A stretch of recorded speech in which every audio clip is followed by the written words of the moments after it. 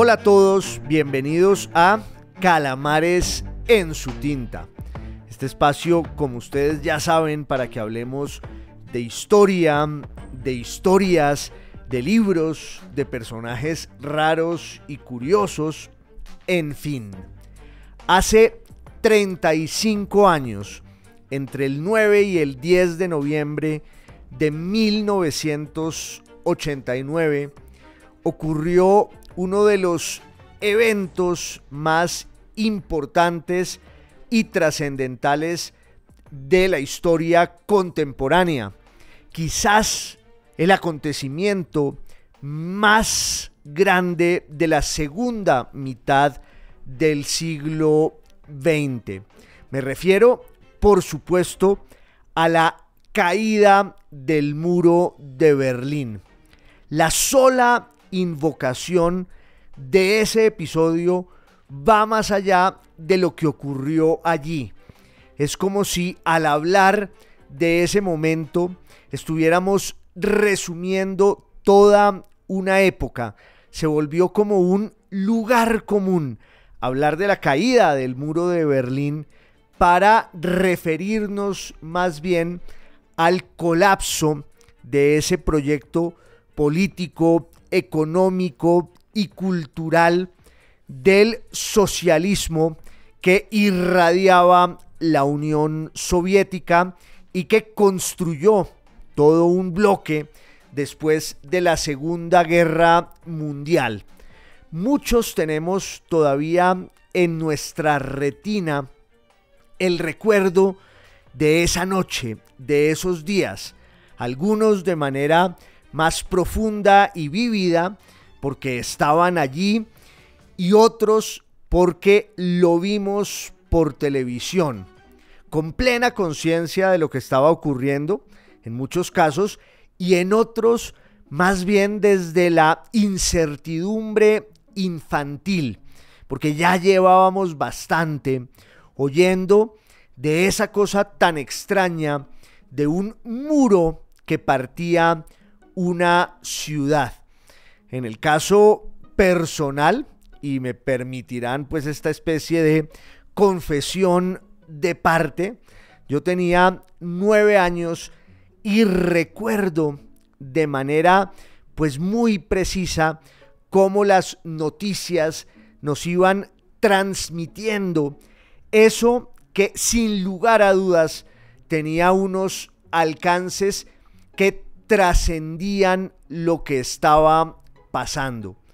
Hay acontecimientos de la historia que la definen, que la van haciendo. Lo interesante al pensar en la caída del muro de Berlín en noviembre de 1989 es que también fue un hecho que no se podía prever ni intuir. Muchísimos creyeron que no asistirían jamás a esa noticia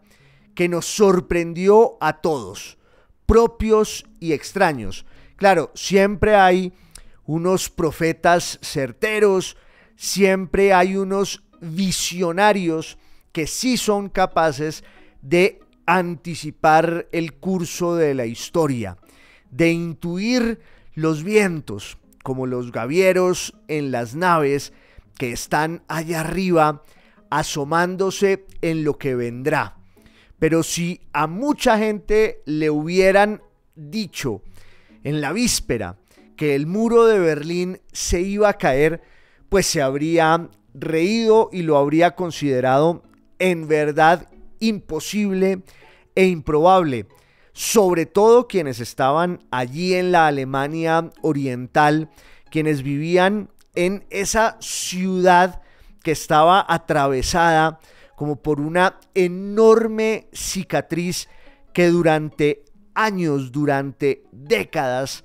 partió en dos, como un tajo, la vida y el destino de sus habitantes. Berlín todavía hoy tiene en su piel, tiene allí en sus calles y en su memoria el fantasma de ese muro que la partió en dos, podríamos decir, obvio, que desde agosto de 1961, que es cuando se construye el muro, o empieza a construirse, pero desde mucho antes, desde el momento mismo en que los aliados saben que van a derrotar al nazismo, que van a derrotar al régimen de Hitler, y empiezan todas las reflexiones sobre lo que iba a pasar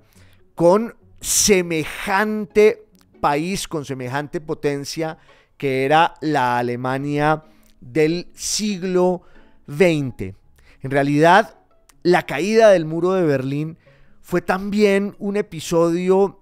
en el que las coincidencias, el azar, se van juntando, se van fundiendo para acelerar el ritmo de la historia. Por una especie de imprudencia de un burócrata del gobierno comunista de la Alemania Oriental,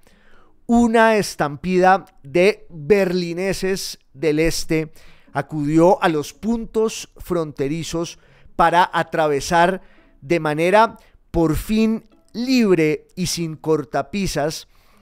esos lugares que hasta la víspera, que hasta el día antes, eran más bien el recuerdo de un régimen policivo que tenía allí encerrados a sus propios ciudadanos, aunque ahora vamos a matizar un poco esta idea al calor de todas las discusiones que se siguen dando sobre lo que en realidad pasó en Alemania desde 1945, desde 1949, y cómo fue posible que eso ocurriera. Ya antes del 9 y el 10 de noviembre de 1989, pues era evidente que la Alemania Oriental, la llamada República Democrática Alemana,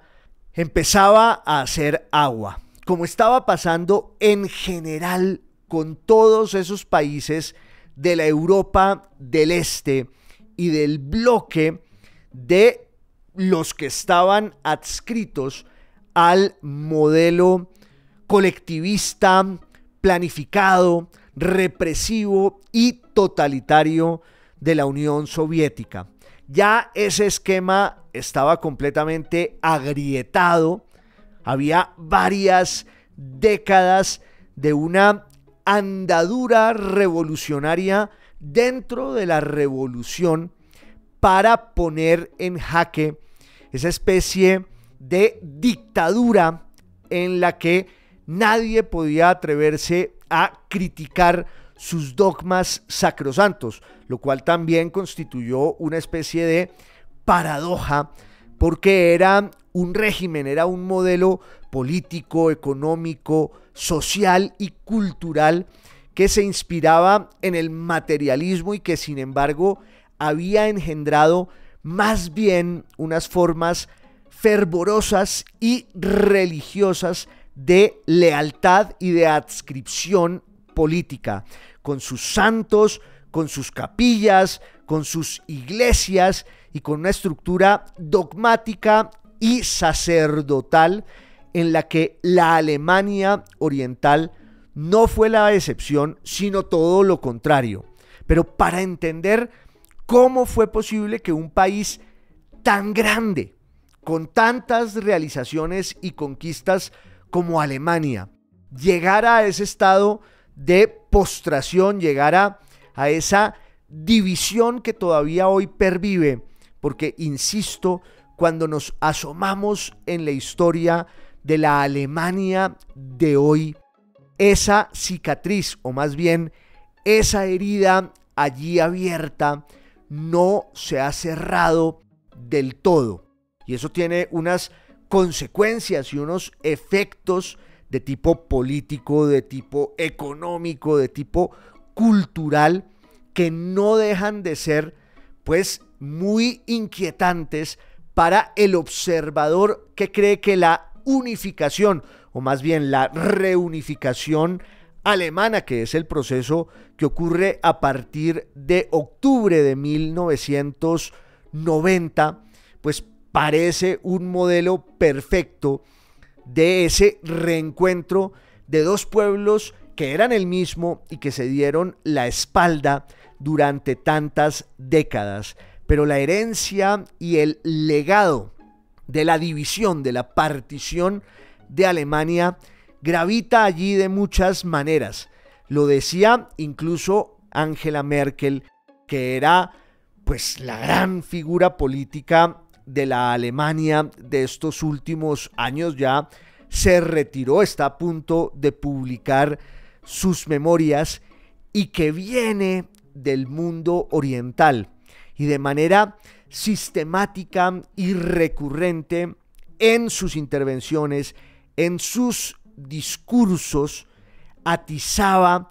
ese recuerdo, esa memoria de lo que significó una Alemania partida en dos, agrietada, no sé si para siempre, pero sin duda aún hoy. Piensen ustedes, por ejemplo, en lo que ha pasado con el auge de la extrema derecha ahí en esas regiones de la vieja Alemania oriental. Lo cierto es que para comprender cómo ocurrió todo ese proceso y cuáles son sus consecuencias aún en nuestros días, 35 años después de la caída del muro de Berlín, tenemos que remontarnos en la historia, en el tiempo, en ese río caudaloso, mucho más atrás. Lo primero que habría que decir es que lo que llamamos Alemania es en realidad una construcción, un invento tardío, desde el punto de vista lingüístico, desde el punto de vista religioso. Esa identidad nacional y también desde el punto de vista político se fue fraguando de manera muy lenta, y Alemania llega tarde al proceso de la consolidación del Estado nacional, a diferencia de lo que había pasado con otras potencias de Europa.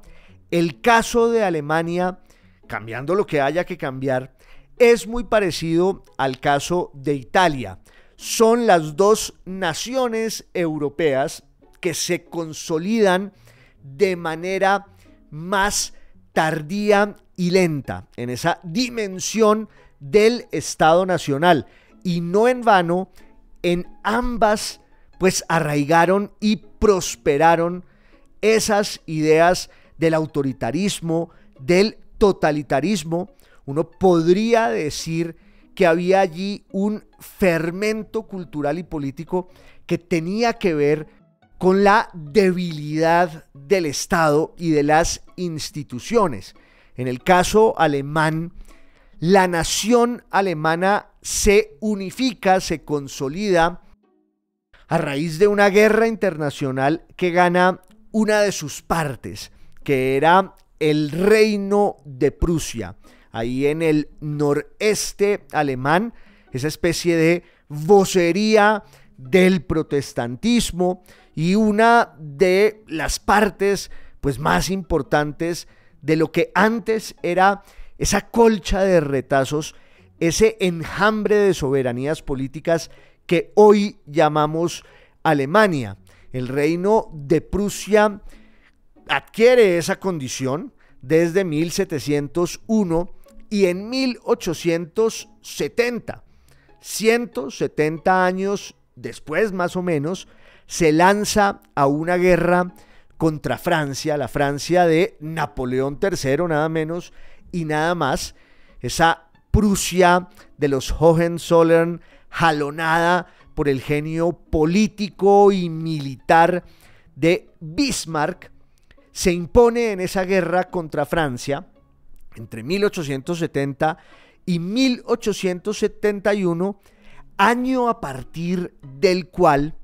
Alemania va a ser un imperio unitario. Y entonces una gran cantidad de soberanías germánicas, unas católicas en el sur y en el occidente, y otras protestantes en el centro y en el oriente del país, pues deciden confluir en esta especie de monarquía imperial que va a ser el segundo imperio alemán, que dura más o menos de 1871 a 1918, cuando ese imperio pierde nada menos y nada más que la Primera Guerra Mundial, la llamada Gran Guerra. Lo cierto es que nadie pensó que Alemania fuera a perder esa guerra. Por lo menos los alemanes estaban convencidos de que su poderío económico y militar iba a ser suficiente argumento para imponerse en ese conflicto que fue un verdadero cataclismo. Pero Alemania era tan poderosa que logró sostener durante 4 años, tanto en el frente occidental como en el frente oriental, donde ganó, un conflicto que realmente liquida pues todas sus aspiraciones hegemónicas, coloniales. Sin embargo, el ejemplo de la Alemania del Segundo Imperio pues deslumbró a muchos por sus alcances industriales, económicos, y porque se había vuelto algo muy potente y muy grande. Y como ya hemos visto muchas veces aquí, la caída del Imperio Alemán en la Primera Guerra Mundial pues lleva al estallido, por ejemplo, de unos proyectos revolucionarios de izquierda de inspiración soviética y bolchevique, y lleva también a un reverdecimiento, si así se puede decir, o más bien a una radicalización de la derecha alemana muy cercana al ejército, que siente esa especie de vacío y frustración por la derrota en la guerra. Ese también fue el caldo de cultivo del nazismo, y aparecen pues unos estadistas liberales que aspiran a fundar una república sobre las ruinas del Imperio Alemán, en eso que se va a llamar la República de Weimar, y que va a durar desde 1919 hasta 1933, cuando el partido nazi se toma el poder. Y la toma del poder por parte del nacionalsocialismo sí es realmente la víspera del horror y del abismo, porque el gobierno de Hitler primero implicaba una purga interior, esa noción del Estado represivo, revolucionario, desde ese espíritu de la derecha revolucionaria que había instaurado en la Europa occidental el fascismo, y que los alemanes con Hitler a la cabeza pues van a replicar, van a reproducir de manera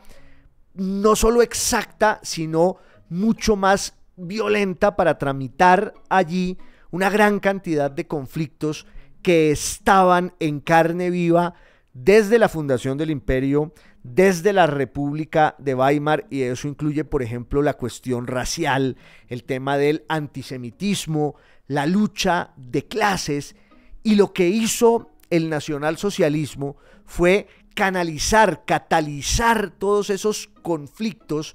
para imponer un clima moral de glorificación de la violencia, de la muerte, del terror. Eso en el plano interno. Pero en el plano externo, lo que hay es también una ambición expansiva y revanchista por parte del nazismo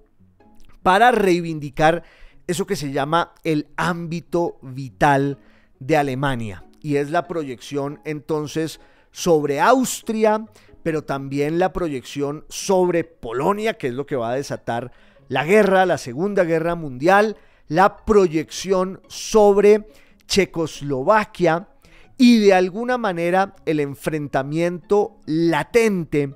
con el Imperio Ruso, que había dejado de existir bajo la especie del zarismo, con la revolución bolchevique de 1917, pero que se había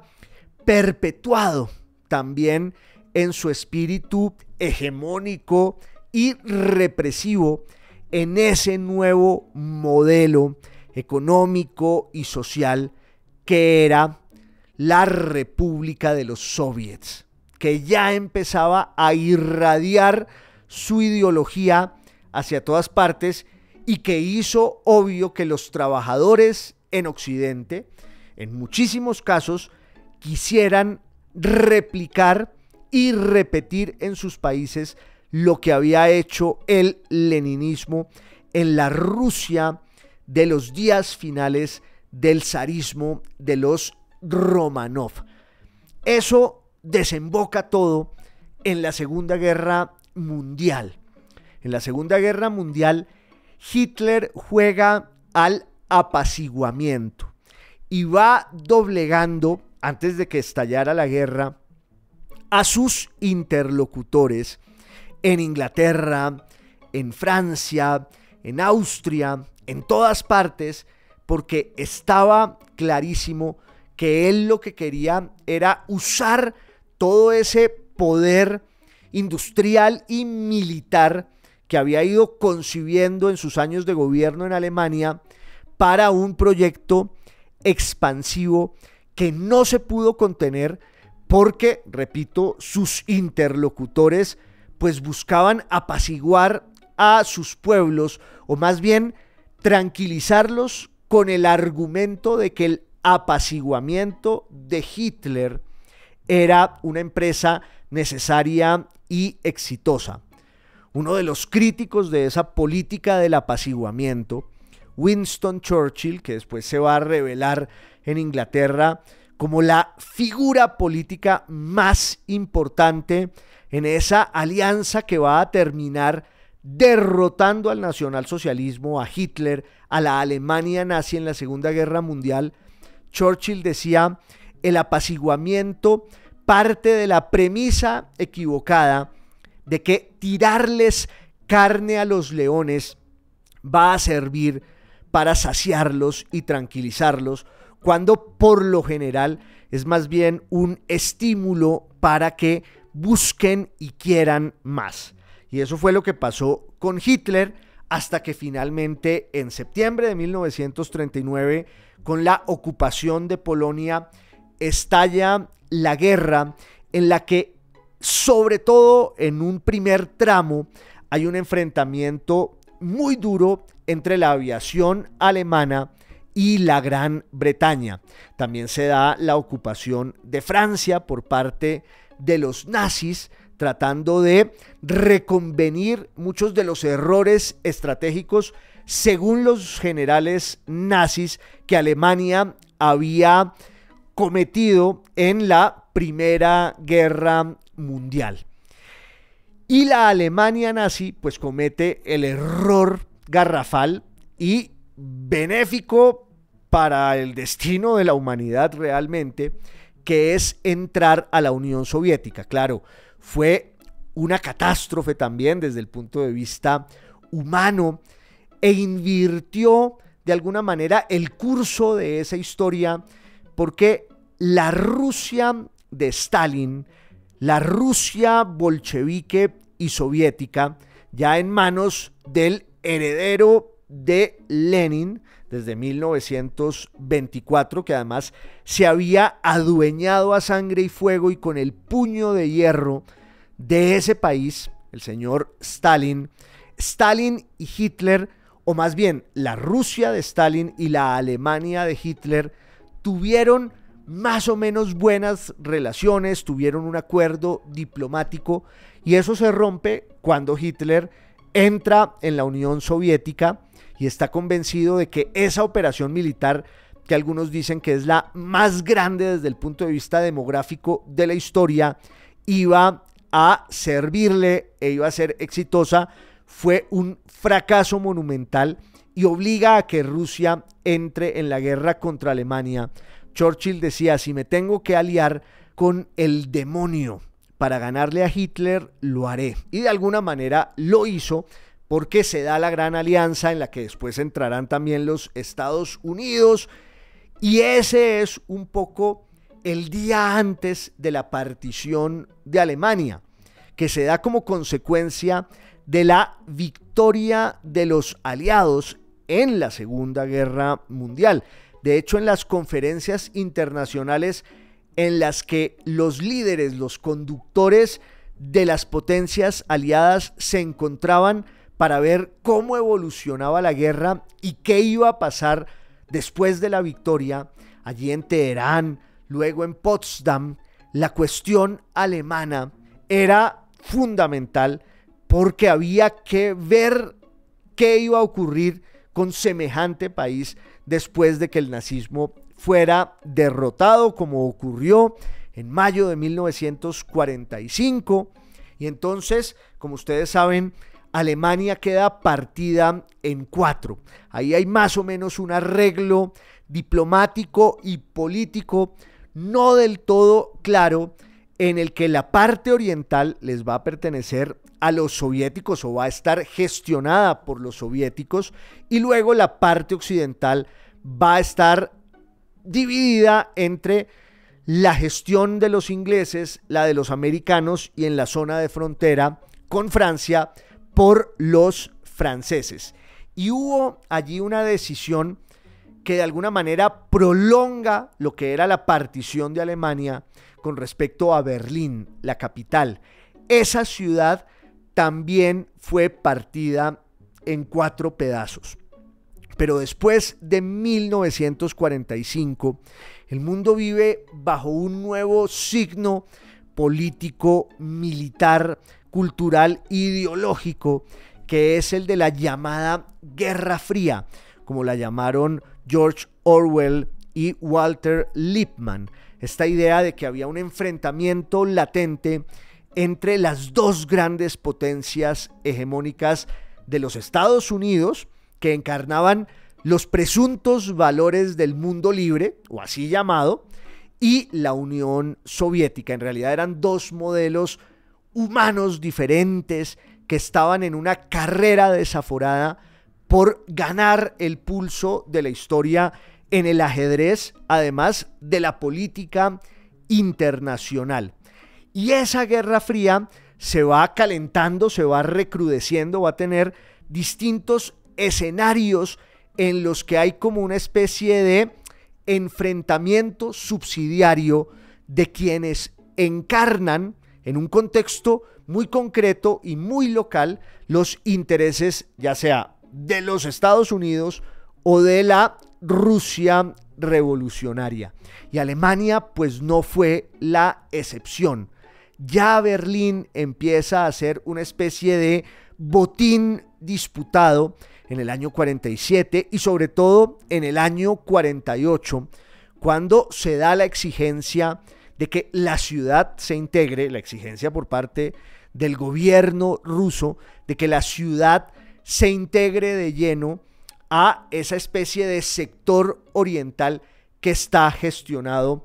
por los comunistas. Y eso pues no va a pasar porque al mismo tiempo Berlín era como el único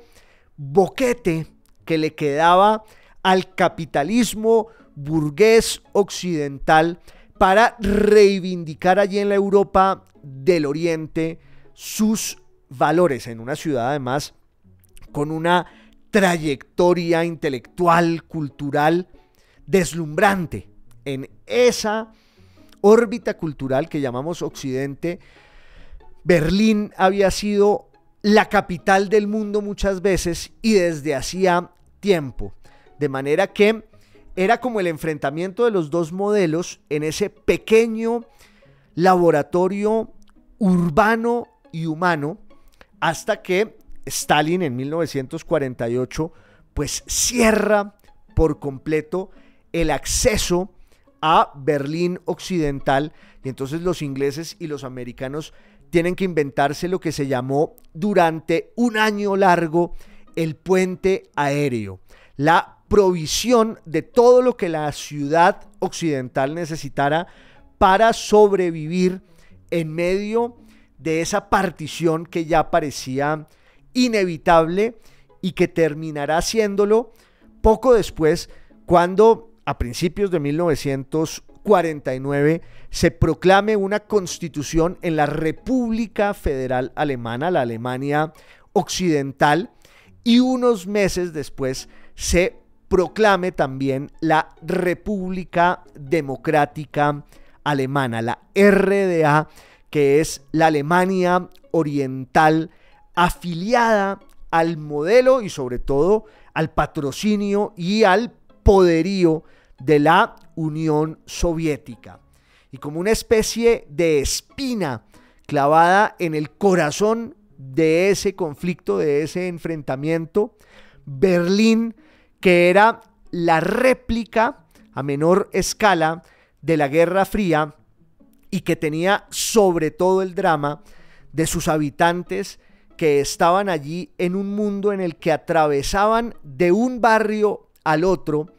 y la realidad empezaba a cambiar. Claro, en los años 40, finales de los años 40, eso no es tan así, porque las fronteras eran mucho más relajadas y bastaba con exhibir el pasaporte y los documentos para poder ir de un sector al otro. Pero obviamente la Guerra Fría va evolucionando y en términos económicos la realidad de las dos Alemanias empieza a ofrecer una diferencia abismal, porque además la Alemania de Occidente fue beneficiaria del Plan Marshall, que fue una de las razones por las cuales Stalin termina cerrando las vías de acceso a Berlín, y Alemania también va a tener toda suerte de espaldarazos económicos e industriales, me refiero a la Alemania occidental, para que a principios de los años 50 ya se produzca allí una suerte de milagro económico que va a exhibir unas condiciones pues muy distintas de las de la Alemania del Este, que además tenía unas condiciones durísimas por parte de la Unión Soviética para repararla económicamente. O sea que el proyecto económico de la Alemania Oriental no solo tenía pues unos lastres ideológicos y teóricos, sino también una sujeción a un dueño, a un mentor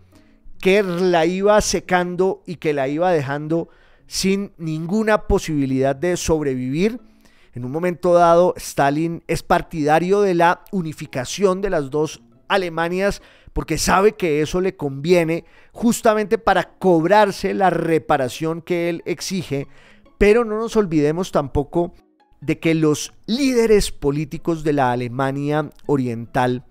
eran los comunistas sobrevivientes, no solo de la purga nazi, sino también de la purga soviética en Rusia, porque muchos de ellos habían huido a Rusia durante la guerra y habían librado desde allí pues la batalla contra el nazismo y se habían impregnado del dogmatismo de la Unión Soviética y de su ideología mesiánica centralizada, y eso es lo que ellos van a trasladar también al modelo de la Alemania Oriental, a veces siendo más papistas que el Papa. Entonces tienen la obsesión de la colectivización de la tierra, que para un país como Alemania pues significaba la ruina de su industria, que era realmente el renglón en el que los alemanes habían brillado desde hacía décadas. De manera que la Alemania Oriental de los años 50 enfrenta toda clase de problemas. En 1953 hubo una serie de levantamientos urbanos, particularmente en Berlín, de los trabajadores que le exigen al régimen pues que haga unas reformas para que la clase obrera esté un poco mejor. Y hay por supuesto una suerte de delirio en los líderes estalinistas de la Alemania Oriental, que creen que solo con el aparato represivo y con la propaganda ideológica van a poder apaciguar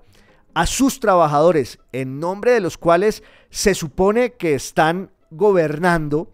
y que realmente la están pasando muy mal y que obvio empiezan a compararse con el nivel de vida que tienen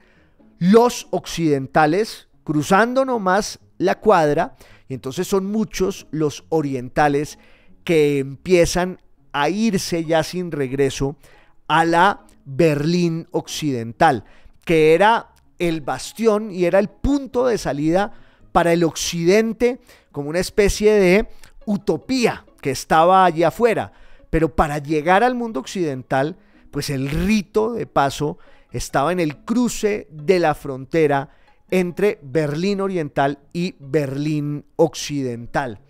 Ese drenaje de talento, de mano de obra, de fuerza del trabajo, termina llevando a una situación insostenible en la que además hay unas nuevas realidades políticas ya a principios de los años 60, y como ustedes saben, en 1961 pues hay una especie de ultimátum soviético para llevarse como en un raponazo a Berlín, cosa que al final no va a pasar, pero se consuma más bien en agosto de 1961 con el levantamiento, la construcción del muro de Berlín. El líder comunista de la Alemania Oriental, Walter Ulbricht, en la víspera aseguró que él no tenía ninguna intención de levantar un muro. Y al otro día los berlineses se despertaron con ese alambrado que era también, ya digo, una herida que se atravesaba en el destino de familias que quedaron unas allá y las otras acá. Amores que se rompieron, y esa realidad pues deja de ser transitoria porque se va volviendo la gran conquista política de la RDA, de la República Democrática Alemana, en la medida en que los líderes de Occidente no fueron capaces de evitar semejante afrenta, de levantar un muro ahí en el corazón de Berlín. Kennedy no hizo o no quiso o no pudo hacer nada, tampoco lo hicieron los franceses, no lo hizo por supuesto Italia, no lo hicieron los ingleses, no lo hizo el señor Adenauer, que era el canciller de la Alemania occidental. Todos se rasgan las vestiduras, pero a partir de 1961 la realidad de la partición de Alemania tiene el símbolo de ese muro cuya sombra infamó a los ciudadanos de lado y lado de esa ciudad que tenía una especie de enclave y de burbuja efervescente, que era como la glorificación del consumismo occidental, de la libertad y de una cantidad de prácticas que del otro lado los alemanes orientales pues veían en muchos casos con repudio, en otros con envidia, con codicia. Hay un debate todavía hoy sobre lo que ocurrió realmente en la Alemania oriental. Lo primero que hay que reconocer es que era un régimen represivo, policivo y brutal. Y negar eso no tiene ningún sentido. Claro, también hay quienes profesan lo que los alemanes llaman la nostalgia, esa especie de visión idílica de lo que logró la RDA en materia social, en materia educativa, y hay muchos que evocan sus días allí de manera pues mucho más feliz y apacible, pero también son muchos los que recuerdan a las víctimas que trataron de atravesar ese muro y no pudieron porque la orden era dispararles y porque el muro fue cada vez más contundente y más infame. Y muchos trataban de escaparse por debajo de la tierra, por agua,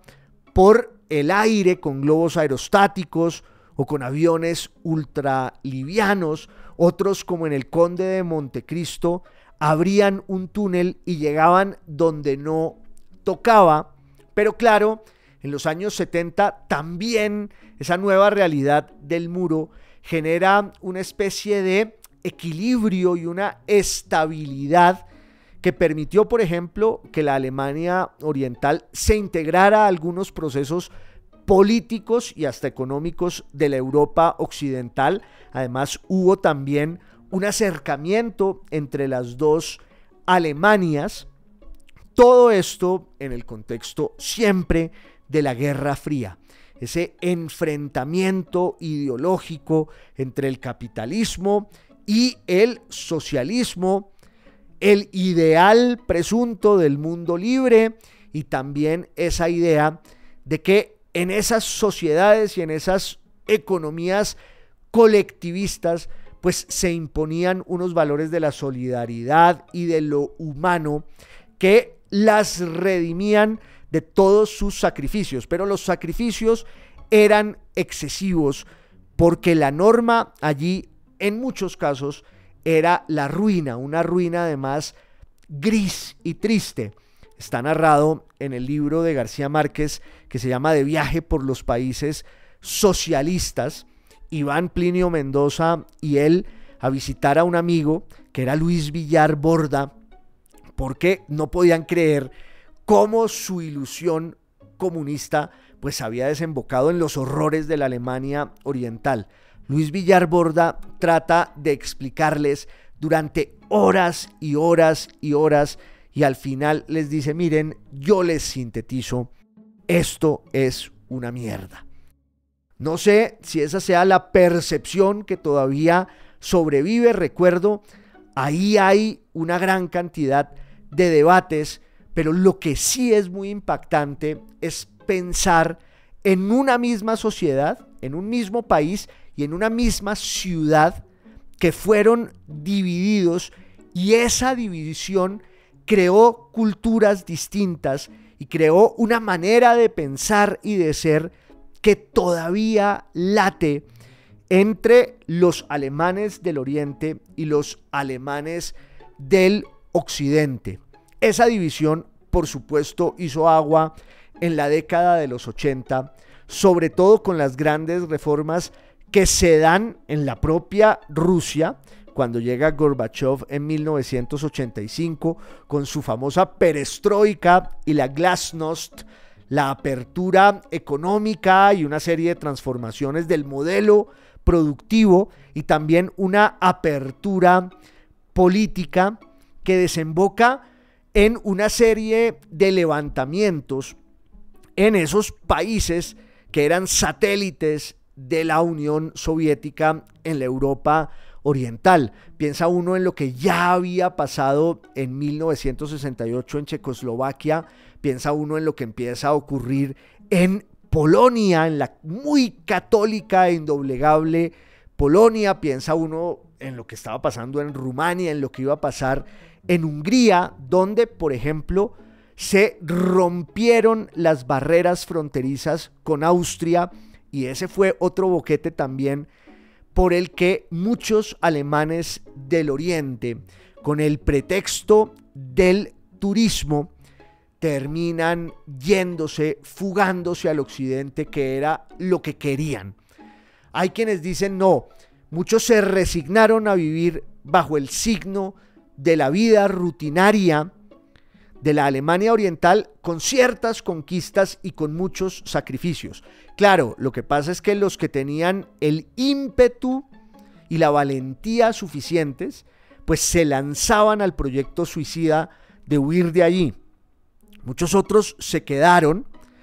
pero no podían irse porque el régimen, con su represión y con esa policía secreta de la Stasi, pues crea un orden de enajenación que es el que hace que eso se sostenga por tanto tiempo, en realidad durante 40 años, hasta que ya en 1989 la situación es insostenible. En 1989 desde principios de ese año, la República Democrática Alemana está conmemorando y celebrando los 40 años de su promulgación. Y hay toda clase de fastos monumentales con esas expresiones simbólicas de la estética y la nomenclatura soviéticas, ahí en el corazón de Berlín, pero al mismo tiempo los jóvenes están saliendo a las calles en Leipzig, en Alexanderplatz en Berlín, hasta que finalmente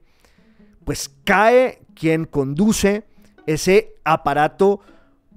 policivo, represivo y de propaganda, que económicamente es también un proyecto ruinoso, anquilosado y anacrónico. El señor Erich Honecker, que había llegado desde principios de los 70 y que tiene que irse del mando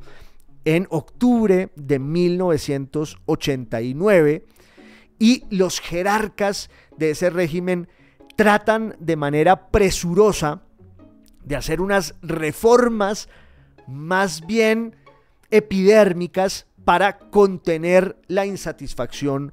popular que ya está en las calles bullendo, pero no lo logran. Y entonces sacan una especie